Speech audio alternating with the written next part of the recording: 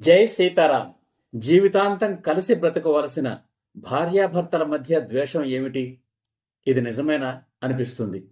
వినడానికే ఆశ్చర్యం కలిగిస్తుంది. అంతే ఆశ్చర్యం కలిగించే మరో విషయం, అత్తాకోడళ్ళు అన్యోన్యంగా తల్లి కూతుళ్లలాగా కలిసిమెలిసి ఉండడం.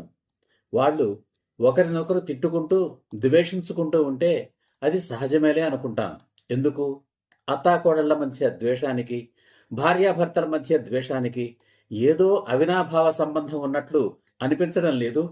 కొడుకు పుట్టాలని కోటి దేవుళ్లకు మొక్కుకొని ఆ దేవుళ్ల పుణ్యమా అని ఒక కొడుకు కడుపున పడినప్పటి నుండి నవమాసాలు మోసి తన ప్రాణాన్ని పణంగా పెట్టి కని పెంచి ఎన్నో కష్ట నష్టాల కూర్చి పెద్దవాణ్ణి చేసి చక్కటి విద్యాబుద్ధులు నేర్పించి ప్రయోజకుణ్ణి చేసి ఒక మనిషిగా తీర్చిదిద్దింది ఆ వరుడి తల్లి.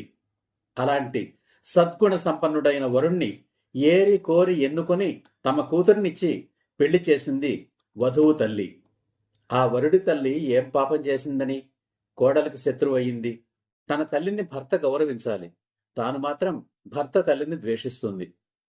తన తల్లిని ఇంటికి పిలిపించుకొని అత్తను బయటికి గెంటి వేస్తుంది.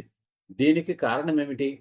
వధువు తల్లి కూడా కూతురికి బోధిస్తుంది, మీ అత్తను ఎక్కడ ఉంచాలో అక్కడే ఉంచు అని, నీ అత్తమామల్ని నీ ఇంటికి రానివ్వకు అని. ఇది చాలా సహజంగా జరిగిపోతుంది. దానిని గురించి ఆలోచించేవారే ఉండరు. ఇందులో కొత్తేముంది అంటారు. దీనికి కారణం ఏమిటి? అలాగే అత్తలు కూడా చక్కని కుందనపు బొమ్మ లాంటి వధువును ఏరి కోరి ఎన్నుకుని తన కోడలుగా చేసుకుంటుంది తల్లి. పెళ్ళైన మర్నాటి నుండి కొడుకు కోడళ్ల మధ్య ఇనుప గోడలాగా కూర్చుంటుంది. కొడుకు సంతోషానికి ఆనందానికి కూడా అడ్డం పడుతుంది. చివరికి కొడుకు ఏదైనా ప్రమాదానికి లోనై చస్తే కూడా కొడుకు చచ్చాడన్న బాధ కంటే కోడల ముండం వస్తుందని సంతోషించే మహాతల్లులు ఉన్నారు సమాజంలో. దీనికి కారణం ఏమిటి? వీటన్నిటికీ కారణం ఒకటే, భార్యలకు భర్తలపైన ద్వేషం. అందరికీ కాకపోవచ్చు, చాలా మందికి. ఒక పనికి మాలిన వాడిని కని తనకు అంటగట్టిందన్న కోపం అత్త మీద కోడల ద్వేషానికి కారణం. భర్త మీద లేని గౌరవం అత్త మీద ఎలా ఉంటుంది? తన భర్త పనికి మాలినవాడు అని, కొడుకు ప్రయోజకుడు అని, అలాంటి తన కొడుకును కట్టుకున్న కోడలు అదృష్టానికి అసూయపడుతుంది అత్త. అందుకే కోడలిపై అత్తకు ద్వేషం.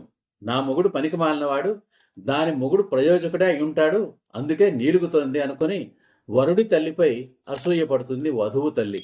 అందుకే ఆమెకు వియ్యపురాలు, తన కూతురి అత్త మీద ద్వేషం. జై హింద్, జై సీతారాం.